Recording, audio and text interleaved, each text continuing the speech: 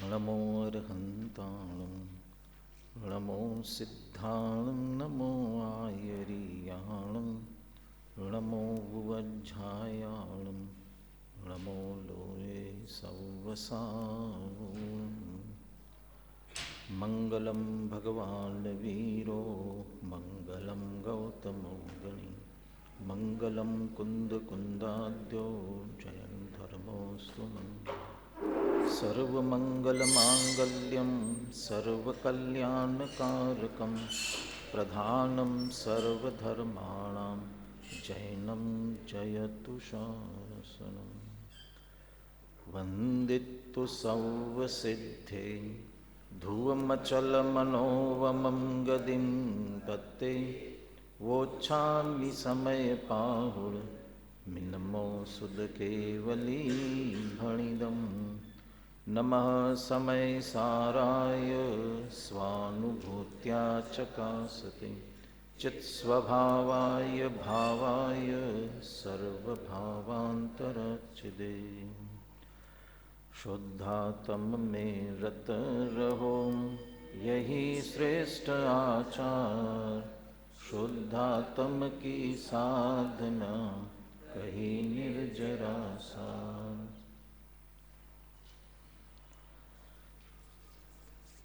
आचार्य कुंदकुंदे विरचित समय सार परमागम। निर्जराधिकार पर अपनी चर्चा चल रही है। सम्यक दृष्टि ज्ञानी के निर्जरा किस कारण से होती हैं, इसका विस्तार से वर्णन करते हुए हमें भी सम्यक दृष्टि के उन विशेषताओं को प्रकट करने की प्रेरणा देना चाहते हैं। सम्यक दृष्टि के ऐसे क्या विशेषताएं हैं जिससे उसे निरंतर निर्जरा होती हैं? कौन सी विशेषताएं हैं? ज्ञान और वैराग्य की। 198 नंबर की जो गाथा है, इससे पूर्व 136 नंबर का कलश, जिसे इस गाथा का सूचक कलश काव्य कहा था, इस गाथा में, इस कलश में ये स्पष्ट किया था सम्यक दृष्टि के उस ज्ञान और वैराग्य शक्ति के कारण से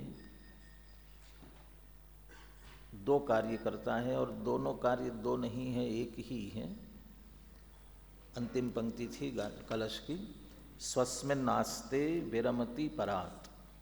स्वस्मिन् नास्ते, अपने में ही स्थित रहता है, स्व में ही रहता है, स्व में रहता है, स्व में लीन होता है। और आत्मलीनता सम्यक दर्शन ज्ञान पूर्वक होती है। इसलिए श्रद्धान से अपनी आत्मा को पहचानना, सम्यक ज्ञान से जानना और उसमें लीन होना, ये स्वस्मिन् आस्ते। और परात् विरमति, पर से विरक्त होता है, छूटता है। पर से राग से जुड़ता था, इसलिए सर्वतो राग योगात्। राग से तो जुड़ता ही है, द्वेष से भी जुड़ता है, लेकिन द्वेष भी राग के कारण से होता है, इसलिए राग की ही सर्वत्र चर्चा होती है। राग छूटा तो नियम से पर छूटते हैं, इसलिए राग के योग से छूटते हुए परात् विरमति, तो ज्ञान से स्वस्मिन् नास्ते और वैराग्य से एक तरह से परात् विरमति। इस बात को ही एक तरह से आगे विस्तार से स्पष्ट करने जा रहे हैं। इसके लिए साधन के रूप में ये कहा था, ये कैसे होता है? स्व में स्थित होना और पर से विरक्त होना, ये किससे होता है? दूसरी पंक्ति थी, स्वान्य रूपाप्ति मुक्त्या, स्व को ग्रहण करना और पर को छोड़ना। तो स्व को कैसे ग्रहण करना और पर को कैसे छोड़ना?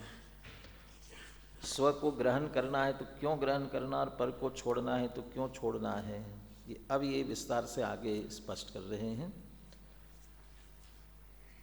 मूल टीका में 198, 99, 200 ये सभी गाथाएं अलग अलग हैं। लेकिन यहाँ एक ही विषय होने के कारण से उनको एक साथ लिया गया है, तो अपन उनको भी एक साथ ही समझते हैं। सम्यक दृष्टि सामान्येन विशेषेण च स्वपरौ एवं तावत् जानाति। सम्यक दृष्टि स्वपर को तो इस प्रकार जानता है।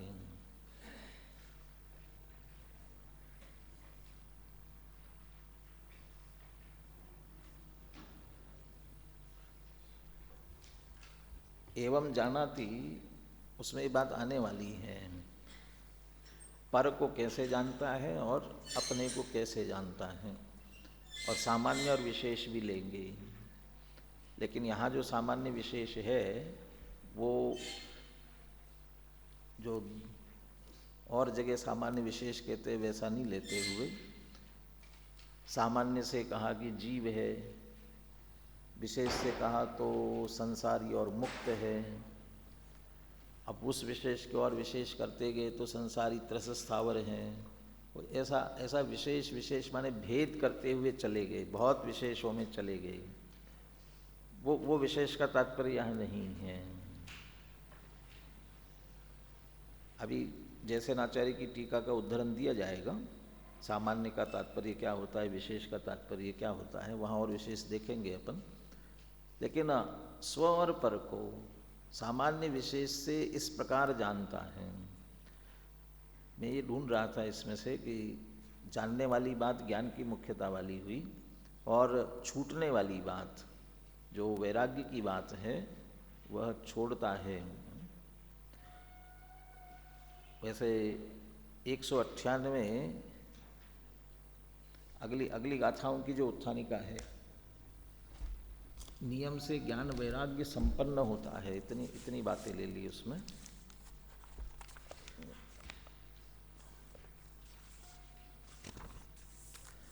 सम्यक दृष्टि सामान्येन स्वपरो एवं तावत् जानाति।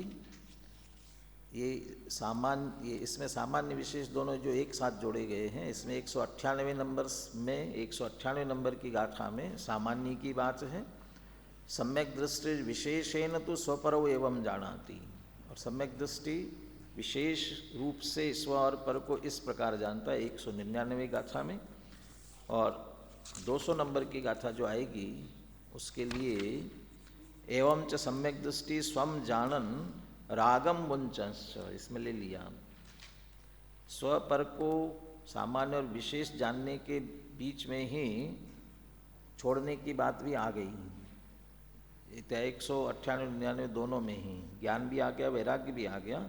इसलिए एवं सम्यक दृष्टि स्वम जानन रागम मुंचंश्च, तो स्व को जानता है ये ज्ञान हो गया, रागम मुंचंश्च राग को छोड़ता है ये वैराग्य हो गया। और इसलिए नियमाद ज्ञान वैराग्य संपन्नो भवति, नियम से ज्ञान और वैराग्य से संपन्न होता है। यानी 3 विषय 3 गाथाओं में यहाँ पर इस रूप में ले रहे हैं। 198 में सामान्य रूप से स्वपर को कैसे जानते हैं, 199 में विशेष रूप से स्वपर को कैसे जानते हैं, और इस तरह स्व को जानकर पर को छोड़ने की बात नहीं कर रहे, राग को छोड़ देता है।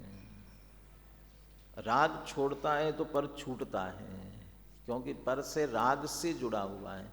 स्व और पर को जोड़ने वाली, जैसे ये शास्त्र छपता है ना कोई भी, तो ये पृष्ठ छपते हैं अलग अलग, पन्ने छपते हैं अलग अलग, और अलग अलग छपे हुए पन्ने फिर बाइंड होते हैं, बाइंडिंग होकर के एक पुस्तक एक शास्त्र के रूप में आता है। और ये जो बाइंड किया गया, तो बाइंड किया तो क्या किया,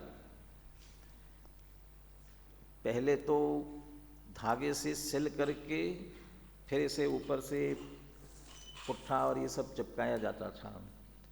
आजकल धागे से सिलाई वाला काम बंद हो गया, वो सीधे ही पीछे ग्लू लगा करके और उसे चिपका देते हैं और चिपक जाता है। पन्ने अलग अलग हैं और एक पुस्तक के रूप में किसके कारण से हो गए, इन सबको जोड़ने वाला कौन है।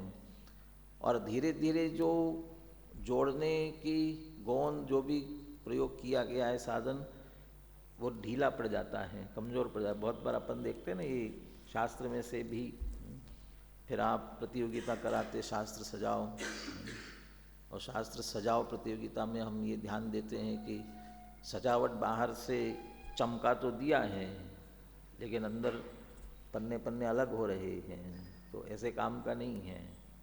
किसने उसे अच्छी तरह से मजबूत किया? क्यों करना पड़ा कि पन्ने अलग अलग हो रहे थे? अलग अलग क्यों हो रहे थे? क्योंकि उसमें जो उनको चिपकाने वाली, पकड़ रखने वाली, पकड़ कर गोंद थी, वो क्या हो गई? ढीली पड़ गई, कमज़ोर पड़ गई। कैसे कमज़ोर पड़ गई? उसमें जो चिपकाने की शक्ति थी ना, खत्म हो गई। इसलिए ऐसा ही जितना पर पदार्थों का संयोग हो रहा है वो राग के कारण से हो रहा है। जहाँ राग कम होता जाएगा, अपने आप इनको जोड़ने की शक्ति कम होती जाएगी, और जहाँ जोड़ने की शक्ति रूपी राग कम हुआ, अपने आप पर पदार्थ छूटते हैं। इसलिए राग को छोड़ा तो अपने आप ही, जैसे हमें ये शास्त्र के, हमें चाहते हैं कि पन्ने अलग अलग करे कोई भी कारण से, तो क्या करेंगे? तो ये पीछे से निकालेंगे, इसकी जो गोंद है वो हटाएंगे, और चूँकि धागा भी इसमें यदि सिला हुआ है तो धागे को काटेंगे। धागा काट करके जोड़ने वाली जो चीज़ है वो अलग करेंगे। जोड़ने वाली चीज़ अलग करेंगे तो ये अलग अलग हो जाएगा, और जोड़ने वाली चीज़ अलग नहीं होगी तो अलग होगी, हो ही नहीं पाएगा। कितना भी करेंगे तो, ज़बरदस्ती करने की कोशिश करेंगे तो फट जाएगा, आराम से अलग नहीं हो पाएगा। ऐसे जहाँ राग कम नहीं हुआ और ज़बरदस्ती अलग करने की कोशिश करेंगे तो अंदर द्वेष उत्पन्न होगा। कहीं कहीं ऐसी ज़बरदस्ती की जाती तो आसक्ति बढ़ती है, ज़्यादा हो जाती है और उसके प्रति। इसलिए राग छोड़ने की बात मुख्यता से ली गई। राग छोड़ता है तो स्व और पर को जानता है, और स्व पर को जान करके वास्तव में क्या जानना स्व पर में भी, और स्व पर को इस प्रकार सामान्य विशेष से जानता है ज्ञान के सामर्थ्य से, राग छोड़ता है ये वैराग्य के सामर्थ्य से। और एक ही बात कही जाए, राग छूटेगा तो स्व में स्थित होगा, और स्व को अच्छी तरह से जानेगा तो भी स्व में स्थित होगा। उसका अंतिम जो फल निकलने वाला है वह स्वलीनता का ही फल निकलने वाला है। यह स्वलीनता ही शुद्धता की वृद्धि है, और यही शुद्धता की वृद्धि यहाँ पर निर्जरा है। इस कारण से सम्यक दृष्टि ज्ञानी के निरंतर निर्जरा हो रही हैं। तीनों गाथाएं एक साथ बुलवाते हैं। प्राकृत सरल होती हैं, कठिन नहीं होती प्राकृत, इसलिए थोड़ा सा ध्यान देंगे। संस्कृत से सरल होती है प्राकृत, थोड़ा ध्यान देंगे तो बहुत कुछ बात ध्यान में आ सकती हैं। इसलिए पहले बोलते समय ही बुद्धि लगानी चाहिए अपने को, क्या शब्द दिया, क्या मतलब होगा, क्या अर्थ होगा, और हम अपना इसमें बुद्धि का प्रयोग करना शुरू कर देंगे तो हमारी जिज्ञासा अंदर उत्पन्न होगी। इसमें कौन से शब्द का अर्थ मुझे ध्यान में नहीं आया, क्या हो सकता है? जिज्ञासा होगी तो ध्यान से सुनोगे, ध्यान से सुनोगे तो समझ में आएगा, और इस तरह ध्यान से सुनकर समझोगे धारणा में चला जाएगा, अधिक काल तक धारणा में रह सकेगा। इसलिए उस जिज्ञासा के साथ में उदय विभागो विविहो कम्माणं वर्णिदो जिणवरेहिं णदुते मज्जसहावां जानग भावो दुअहा में को पोगल कम्मं रागो तस्य विवागो दवो हवदीयेसो णदुए समज्ज भावो जानग भावो अहमेको एवं सम्मा दिट्ठि अप्पाणं मुणदि जाणग सहावम् उदयं कम्म विभागम् चमुयदि तच्चम्बियाणन्तो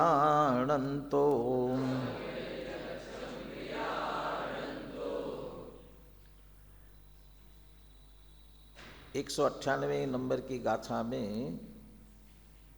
पहला तथ्य वाक्य है उदय विवाहो विविहो कम्माणम।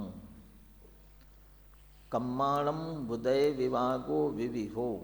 कम्माणम कर्मों का, उदय विपाक। वैसे दो की आवश्यकता नहीं थी, एक से विपाक से भी चल सकता था। विपाक में फलोदय ही कहलाता है। फल उदय आता है तो फल होता है, और फल तभी होता है जब कर्म का उदय आता है। बिना उदय में आए कर्म फल नहीं दे सकता। उदय में आया हुआ कर्म फल दिए बिना रहता नहीं है। उदय में नहीं आया तब तक कर्म कहाँ है कि सत्ता में पड़ा हुआ है। वो सत्ता में पड़ा हुआ हमारा कुछ नहीं बिगाड़ सकता। अभी बहुत सारे कर्म अपनी हमारे साथ में बंधे हुए हैं। अभी असाता पाप कर्म बहुत पड़ा हुआ है, लेकिन आपका कुछ नहीं बिगाड़ रहे। शांति से आप बैठे हुए यहाँ पर, और फिर उसमें से जब उसकी उदीर्णा होकर के आ जाती है पाप कर्म की, फिर पाप की है ना, तो फिर प्रतिकूलता महसूस होने लगती किसी भी तरह की। यहाँ बैठे बैठे ही अचानक सिर में दर्द होने लग जाएगा, कोई भी पीड़ा तत्काल प्रारंभ हो जाएगी यहाँ शांति से बैठे हुए ही। तो वो पाप कर्म की उदीर्णा हुई। और अभी हमें तत्काल ऐसा लगने भी लगता है अभी क्या हो गया, कुछ तो नहीं, बाहर की स्थिति परिस्थिति कुछ नहीं बिगड़ी, बदली है, ऐसे तो ऐसे ही है। अचानक क्या हो गया कि कर्म पाप का उदय आया। कहाँ से आया? मेरे ही तो बंधा हुआ था ना, तो बंधा हुआ था, अभी क्यों आया, अभी तक क्यों नहीं आया था। और उसमें भी कोई अच्छा काम कर रहे हैं, महत्वपूर्ण काम कर रहे हैं, जैसे आपके लिए परीक्षा देने का काम महत्वपूर्ण है। अब परीक्षा देने के लिए बैठा और उसी समय आ जाए। किसी किसी को होता है सिर दर्द होता रहता है, तो ये कहता है कि भैया परीक्षा के 3 घंटे तक नहीं आए तो मैं शांति से परीक्षा दे दूँ, फिर आ जाए तो भले ही फिर कुछ भी उपचार करके और सो जाऊँ, कुछ भी कर लूँ, लेकिन उतनी देर के लिए नहीं आए। पाप का उदय आया तो सिर दर्द होने लग गया, तो कहते इसी समय क्यों आया, इससे पहले क्यों नहीं आया, बाद में क्यों नहीं आया। तो वो अच्छा यदि तकलीफ दे रहा है, पाप का उदय ही दे रहा है, तो बंधा हुआ था पहले क्यों नहीं दिया उसने, क्योंकि पहले सत्ता में पड़ा हुआ था तो नहीं दे सकता है। उदय में आने पर ही वह फल दे सकता है। तो उदय विभागो, इसलिए उदय शब्द भी दिया, विपाक। कम्माणम कर्मों का उदय विपाक विविहो, विविध प्रकार का। कितनी विविधता बताए, कितनी विविधता। सबसे पहली विविधता तो यही है कि एक घाती कर्म है, दूसरा अघाती कर्म है। उसमें अघाती कर्म देह और देह के बाहर का संयोग कराता है। देह का संयोग, देह के अंदर जो कुछ भी है उसका संयोग, और देह के बाहर जितना हमारा घर कुटुंब परिवार धन संपत्ति वैभव जो कुछ भी कपड़े लत्ते 10 प्रकार का बाह्य परिग्रह जिस रूप में हम देखते हैं, वह सब वह घाती कर्म के संयोग के अनुसार उसका संयोग कराना, उसमें भी अनुकूल प्रतिकूल दोनों बातें शामिल हो जाएंगी। वो अघाती का कार्य है। और घाती का कार्य उसमें मोह कराना, राग कराना, द्वेष कराना, ये ज्ञान नहीं हो पा रहा है, कम हो रहा है, अधिक हो रहा है, ये जितने प्रकार के हैं, तो ये घाती कर्म भावों को प्रभावित करता है, अघाती कर्म बाह्य संयोगों को प्रभावित करता है। तो ये विविधता हो गई विपाक की। अब वहाँ जाकर के भी विविधता बहुत है। अघाती कर्मों में जाएंगे तो ये कर्म होते हैं, कर्म हैं। बहुत से कहते क्या है कर्म, हमें तो दिखाई नहीं देते हैं इसलिए होते ही नहीं होंगे। कर्म है ना, ये कैसे जाना कि कर्म है, कैसे समझा? कर्म होते हैं, हमारे साथ कर्म है, हम कर्म का फल भोग रहे हैं, कैसे जाना? आदरणीय पूनम चंद जी छाबड़ा है ना, वो एक उदाहरण इसके लिए, अब तर्क समझ लो, ऐसा देते थे। हम सब यहाँ बैठे हुए हैं, हम सब की शक्ल एक सी है क्या? जितने यहाँ बैठे हुए हैं सबकी शक्ल एक सी है क्या? हम सब की अकल एक सी है क्या? सभी की। हम तो सब मनुष्य है ना, और वो मनुष्य में भी आर्या म्लेच्छास आर्य के खंड के ही हैं, और आर्य में भी समझ लो अब स्थान के हिसाब से बहुत परिवर्तन रहता है ना। तो हम सब करीब करीब भारत देश के ही वासी है, कोई अफ्रीका का नहीं है, कोई जापान का नहीं, कोई चीन का नहीं है। चीन का हो तो चपटी चपटी नाक हो किसी की, हैं? ऐसे तो नहीं है, सबके सब भारत के हैं, एक ही प्रकार की परिस्थितियों के हैं, एक ही प्रकार की परिस्थितियों के हैं, फिर शक्ल अलग अलग क्यों हैं? फिर तो सबकी शक्ल एक सी होनी चाहिए ना। वो हमारे लिए वो चीन वाले जितने होंगे ना, हमें तो सब एक से दिखते हैं, वो उसमें अलग अलग ख्याल में नहीं आता है वो फंगशु कौन है और हुआंगशु कौन है और क्या क्या कौन कौन है। हमें सामने खड़े कर दिए जाए तो जल्दी से ख्याल में भी नहीं आएगा, तो उन लोगों को तो ख्याल में आता होगा, और उन लोगों को हमारे इंडिया वाले लगते होंगे तो सब एक से हैं। एक स्थिति होते हुए भी शक्ल तो सबकी अलग अलग है ना, तो ऐसा क्यों? शक्ल एक सी, अकल में ये हो सकता है भी ये तो कनिष्ठ वाला है, ये शास्त्री फाइनल का है, उनको छोड़ दो। कनिष्ठ के कनिष्ठ वाले हैं, उनमें भी तो एक सी नहीं है ना। फाइनल वाले उनमें भी तो एक सी नहीं ना। क्यों ऐसा अंतर क्यों आया, किस कारण से? शक्ल के साथ साथ हमारी बाह्य संयोग, कोई धनिक है, कोई कम धनिक है, कोई बहुत अधिक है, जैसी जैसी जिसकी बाह्य की परिस्थितियां हैं, ये परिस्थितियों में भी ऐसा अंतर क्यों है? क्या किया हमने? तो कुछ नहीं किया, और फिर भी ऐसी परिस्थितियां क्यों बनी? एक करोड़पति के घर में जन्म लिया, एक रोडपति के यहाँ जन्म लिया, ऐसा अंतर क्यों पड़ा? क्या कारण था? ये कहते हैं अघाती कर्म को सिद्ध करता है। अब एक को आप सिद्ध कर सकते हो, ये साहब ये तो पेट में आया था और वहीं चला गया, एक तो जन्म लेने के कुछ दिन बाद ही चला गया, कुछ बरसों के बाद चला गया, और कुछ 100 साल तक जी रहा है, ऐसा अंतर क्यों है? एक दुबला पतला मोटा ऐसा क्यों है? एक काला गोरा ऐसा क्यों है? आयु कर्म, नाम कर्म, इसका आचरण बहुत अच्छा है, सदाचरी है ये, और ये दुराचारी हैं। ये आचरण इसका अच्छा, इसका बुरा क्यों है? उच्च नीच गोत्र का असर पड़ रहा है। माने ये एक एक कर्म के अनुसार ये सारी स्थितियां बन रही हैं। ऐसे ही मोह राग द्वेष में भी यद्यपि मिथ्यात्व अनंतानुबंधी होते हुए भी उसमें भी किसी की मंद कषाय होती, किसी की तीव्र कषाय होती है। उसी मिथ्यात्व में ही किसी को पदार्थों के प्रति बहुत आसक्ति होती, किसी को कम आसक्ति होती है। ऐसा क्यों? ज्ञानावरण के क्षोभशम की बात की अभी, किसी को कम है, किसी को अधिक है, ऐसा क्यों? कोई किसी कार्य में लगता है तो बहुत उत्साह से लगता है, उसे उत्साह आता है, और किसी को उत्साह ही नहीं आता है, ऐसा क्यों? ये सभी क्या फर्क, क्या अंतर क्यों पड़ रहा है ऐसा? ये कह रहे घाती कर्मों में ज्ञानावरण, दर्शनावरण, मोहनी अंतराय, इनका विविध प्रकार का ही विपाक चल रहा है।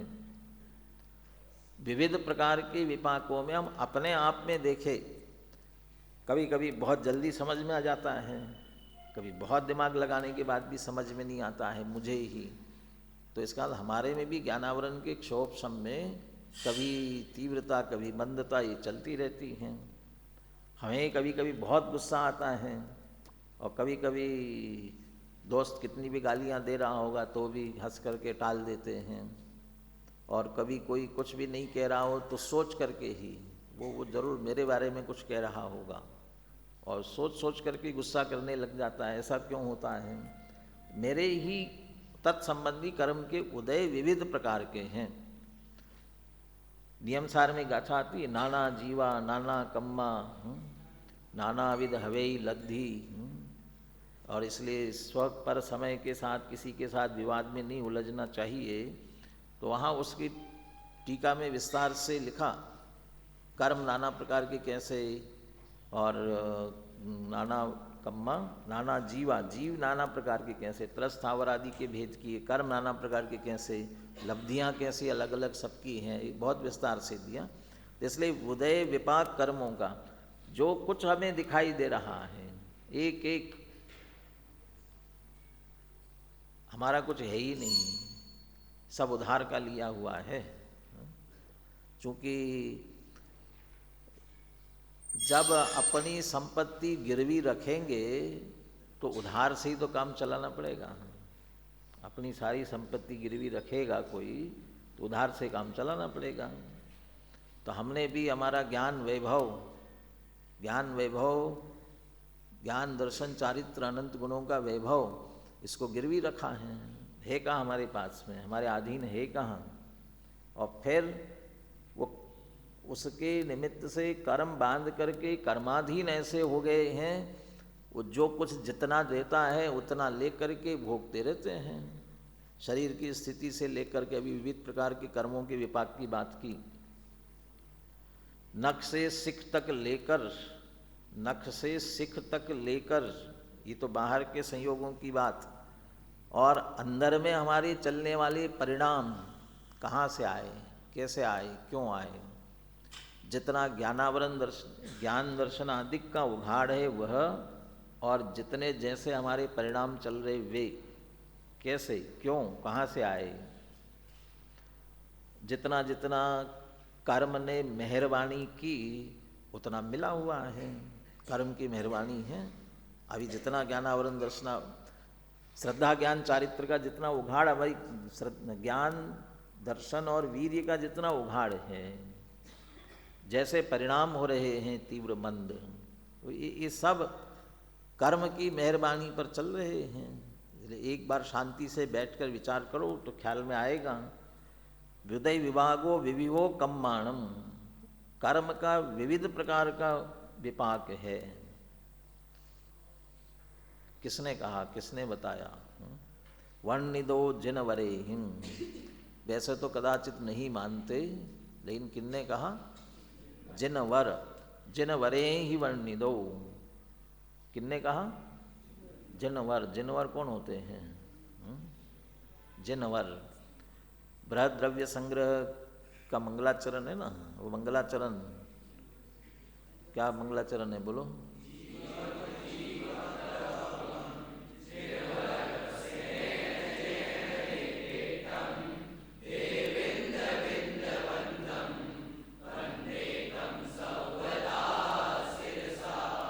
उसमें तो एक और शब्द बढ़ा दिया, जिनवर वृषभ लगाया, और जिनवर वृषभ, तो उसमें जिन किने कहा, जिनवर किने कहा, और जिनवर वृषभ किने कहा। यहाँ जिनवर वृषभ शामिल है उसमें। वहाँ जिन कहते हैं चौथे गुणस्थान से लेकर के छठे सातवें गुणस्थानवर्ती मुनिराज, यहाँ तक ये सब जिन हैं, एक देश जिन कहलाते हैं। चूँकि इन्होंने मोह राग द्वेष जीत लिया है, मोह राग द्वेष को जीतकर वीतराग विज्ञानता प्रकट कर ली है। वो वीतराग विज्ञानता प्रकट होने की अपेक्षा से एक देश जिन है, और उनमें श्रेष्ठ गणधर देव हैं। 4 ज्ञान के धारी गणधर देव वो श्रेष्ठ है इन जिनों में, इसलिए वे जिनवर है। और वे गणधर देव जिनवर है, और उनसे भी वृषभ, उनसे भी श्रेष्ठ वे हैं जिनेन्द्र भगवान, अरहंत भगवान।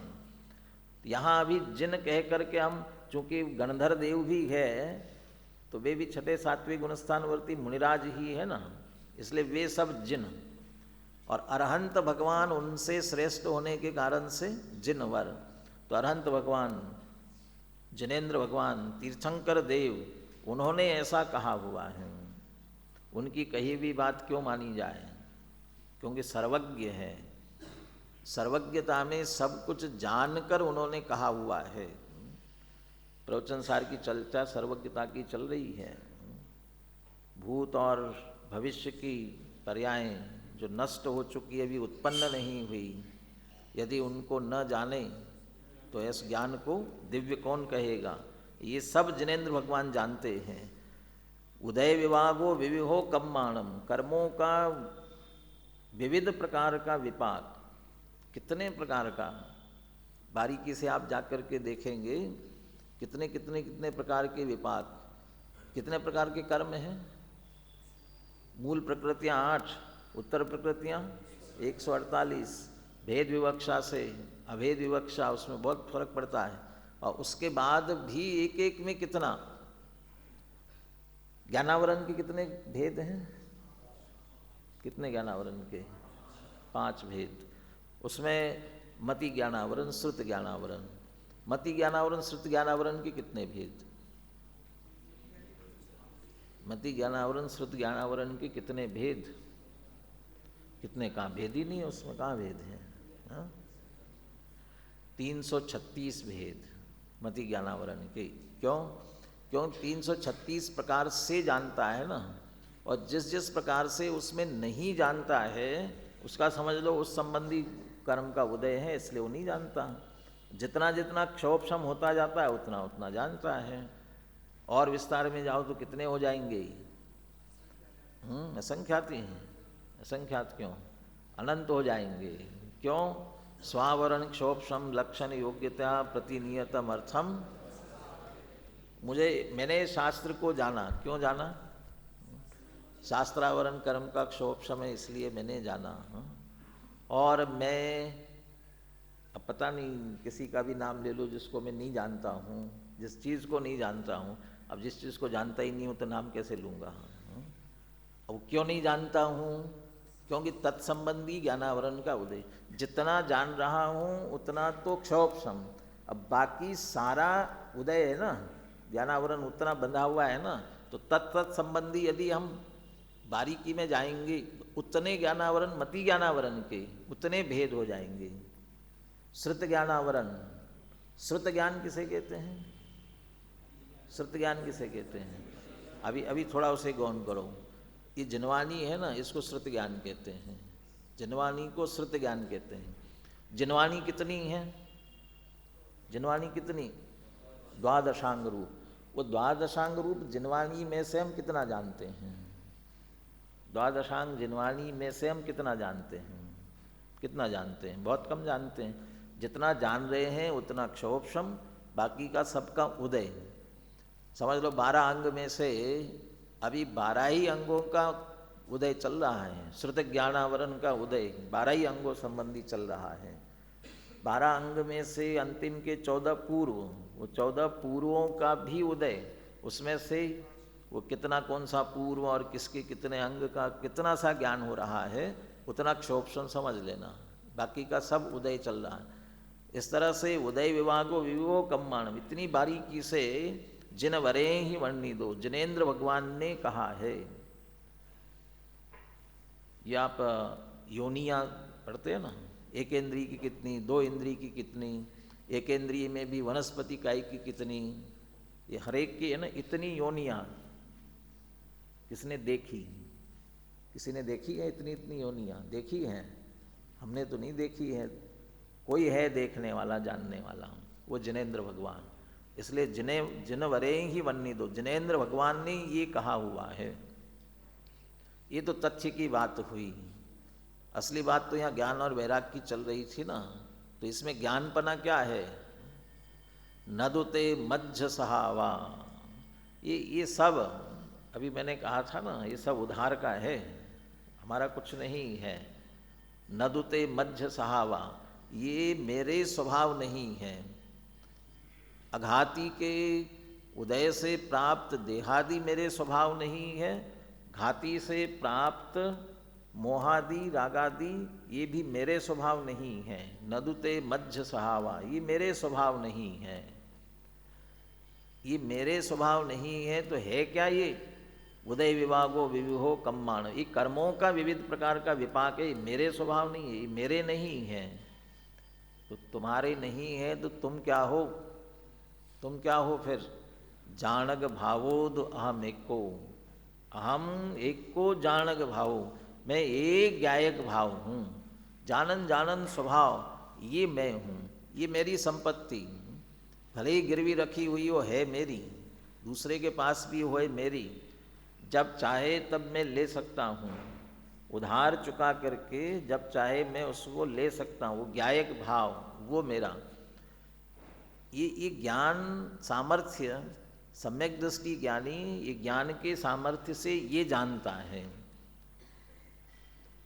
जितना अभी वर्तमान में ज्ञायक भाव के अतिरिक्त यहाँ पर है, मेरे संयोगों में है, संयोगी भावों में है, ज्ञायक भाव के अतिरिक्त नदुते मध्य सहावा ये मेरे स्वभाव नहीं है। मिथ्या दृष्टि ज्ञानी यही मैं हूँ, ये मेरे स्वभाव है ऐसा जानता है, मानता है, ये अज्ञान, और इस अज्ञान के कारण उसे निरंतर बंद होता है।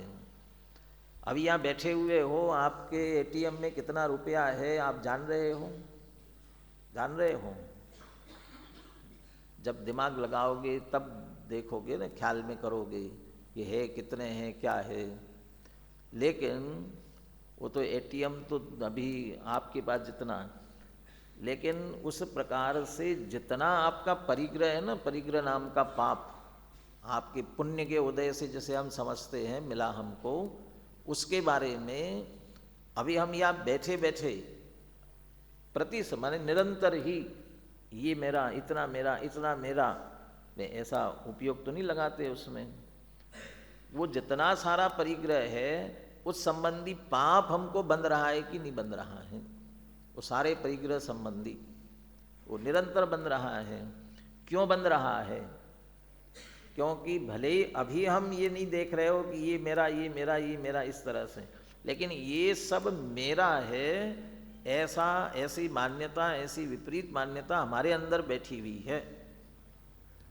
ये बाल की फैशन करके आते हैं ना, कटिंग करके बढ़िया करवा करके आया कोई, अब वो जो करा के आया है वो हमेशा उसे दिखता नहीं है। जब वो कांच में देखेगा यहाँ कभी विकल्प जाएगा, मैंने किसके जैसे किया है। पहले तो अमिताभ बच्चन और कहते थे, अब तो शाहरुख खान और कौन कौन कहना पड़ेगा। अब किसके जैसा, उसके जैसा भी कहाँ करते हैं, पता नहीं विदेशी और कौन कौन के कैसे कैसे करा लेते हैं। हमारे विद्यार्थियों को कभी कभी शौक छूटता है, वो झाड़ झंकार जैसे ऊपर यहाँ खड़े हो जाते हैं और जैसे वो खेत की निदाई गुड़ाई कर दी गई, इधर से साफ कर दिया गया हो ऐसा, और गुच्छा बीच में खड़ा हो गया हो। तो ये वो जो करके आया ना, पता नहीं 150-200 कितना लगता है, कितना लग जाता है। हाँ हाँ, देखो मम्मी को पता है। तो इतना रुपया लगाया है ना, अब उतना जब रुपया दिया ना तब तो बहुत अच्छी तरह से 400 रुपया खर्च किया है, बहुत बढ़िया हो गया, लेकिन वो दिमाग में रहता नहीं हमेशा, वो जब जब विकल्प जाए तब तब आता है, परंतु उसका पाप निरंतर बनता रहता है। मैं ऐसा, मैं ऐसा, ज्ञान से उपयोग वहाँ नहीं जाता है निरंतर, लेकिन श्रद्धान में अंदर उस संबंधी भाव के कारण से उस संबंधी पाप निरंतर बनता रहता है। ऐसा ये सारा संयोग उदय विभागो विविहो कम्माणम, ये अभी सामान्य जो बात इसलिए कह रहे हैं, यहाँ सामान्य बात कह दी, अगली गाथा में विशेष ये कहने वाले, ये राग मेरा, ये द्वेष मेरा, ये मोह मेरा, ये राग द्वेष मोह की बात की, फिर बाहर आएंगे तो ये देह मेरी, ये संपत्ति मेरी, ये स्त्री मेरी, ये पुत्र मेरा, ये सब में जो करें ये विशेष में चले जाएंगे। लेकिन वह सामान्य रूप से सब कर्म का विपाक है, कर्म का है, मेरा कुछ नहीं है उसमें। वास्तव में, परंतु अज्ञानी मिथ्या दृष्टि उसे मेरा जानता है, सम्यक दृष्टि ज्ञानी नदुते मज्ज सहावा, ये मेरे रंच मात्र भी स्वभाव नहीं है। जानक भावोदो अहम एको, मैं एक ज्ञायक भाव हूँ। ये जितने विविध हो रहे अनेक हो रहे हैं, मैं तो एक ज्ञायक भाव हूँ। नहीं, ज्ञान दर्शन चारित्र बहुत सारे अनंत गुण भी तो है ना, ये सब एक ज्ञायक भाव में शामिल हैं। इसलिए मैं एक ज्ञायक भाव और ये मेरे स्वभाव नहीं है, ऐसा सम्यक दृष्टि ज्ञानी सामान्य रूप से जानता है। विशेष रूप से क्या जानता है? पोगल कम्मम रागो तस्य विभागो दवो हवदि येसो, राग का परिणाम आया, राग के परिणाम को ये जानता है, ये मेरा नहीं है। पुद्गल कर्म में राग है, पुद्गल कर्म में 8 प्रकार के कर्मों में मोहनी कर्म, मोहनी कर्म में जो चारित्र मोहनी है ना, वो चारित्र मोहनी के जितने भेद होते हैं वो सारे भेदों में से 25 प्रकार की कषाय, 25 प्रकार की कषायों में से कितनी राग रूप कितनी द्वेष रूप, ऐसा बंटवारा किया ना अलग अलग। तो वो जितने राग रूप है उन सबको यहाँ राग के रूप में लिया।